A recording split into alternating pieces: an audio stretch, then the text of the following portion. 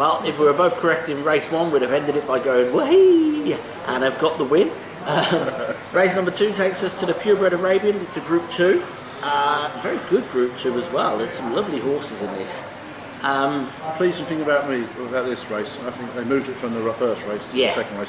Actually, it needs to be done. It's Group 2, for instance. It's probably the best race in stature on the card, so we've got to be there. There's no point starting with exactly. it. Now there's some good horses here. There's horses here with MEYDAN form. There's horses here without a lot of MEYDAN form, but have good turf form. Again, Richard Hughes is here riding for. He's riding for Majid Al That's Jahori. it. I was looking to try and find his horses. Number 1 he's on. That's right. Yeah. Interesting though, riding. It's just what looks to me. He's got in that yard and ridden a few horses. Ridden a few horses. Keep fit. They'll probably, because they're buying thoroughbreds now. They'll probably send a few to. Never ignore him though. He's a great jockey. Oh yeah, very good jockey. You know, but they've got a lot of horses in this race. Majid Al Jahori. They've got Rabat de Career with Richard. They've got Lama with Richard Mullen. They've got Takif with Harry Bentley, who's got a bit of a chance, I think. And it seems to be their stable versus Ernest Ortel's stable. It's like 4 against 4, and then a few other people have joined in for fun. Yeah, I've gone for one that's joined in though. Okay. I've gone for Albar Latour.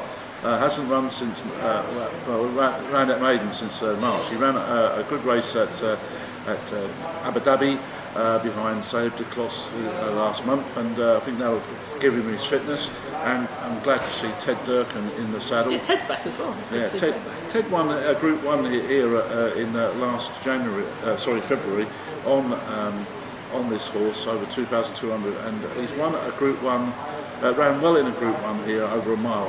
I just think it puts him, gives him a little bit of an edge, and I wouldn't be surprised to see him win. I think the mile's too short for Albar Latour. I've got to think about this class of this horse. He's a good horse. You know what Arabians are like. Yeah. It's on the day, isn't it? And I don't know. I've just got a feeling that the horse is a little bit uppercut from a few of these runners. One to look out for and wonder is Tiger O'Shea's mount, Shahil Abu Dhabi or Al Dhabi. I don't think it had the run of the race. I watched that Group 1 race down in Abu Dhabi. Don't think it had the run of the race. I didn't see it, so. And it was running on at the end. It really was finishing well.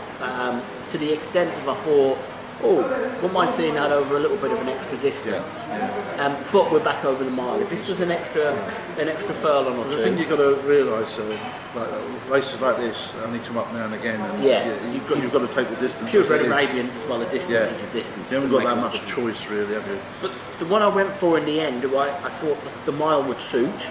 Jockey booking was of interest. It's the one that finished just in front of Tig's mount, which is Richard Hughes' mount, Rabat de Career. Oh yeah. I love these names. I could never do the commentary for Purebred Arabian races. No. I can't do the commentary in English. I've got no chance in Arabic. I think this has got a hell of a chance. It had a good run first time out when it was just behind Cerebi de Cluse. Last time out it was third behind Iran. Its form on turf is okay, having won a Group 3 in Europe. Yeah. It was 5th in a Group 1. I think this could be a nice horse. He's a young horse, actually. Yeah, improvement in there. Yeah, I would not doubt it. 1 minute. I really think it's between the top 2 anyway, personally.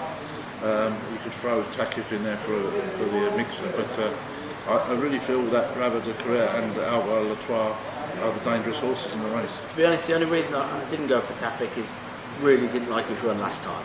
I thought he ran quite well here over the mile a couple of times. When quite a show beating, quite shows in the race, of course. His form, he was okay. I mean, his running the Prestige down in Abu Dhabi earlier in the month, I thought was very poor. He was beaten very early. This is the danger, I think, of sometimes taking Abu Dhabi forms down to here, because I'm not convinced it's a grass to Saboteur is exactly the same. No, but what I'll say is with Tafik, his turf form last year was very good. Yeah.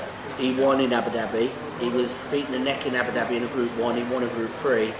When he came back in the Prestige race, I tipped him and I thought he was very poor. I thought he was very early beaten. Yeah, he didn't look good. So he might not. I've crossed him. He might not have trained on. Yeah. So that's why I've crossed him out.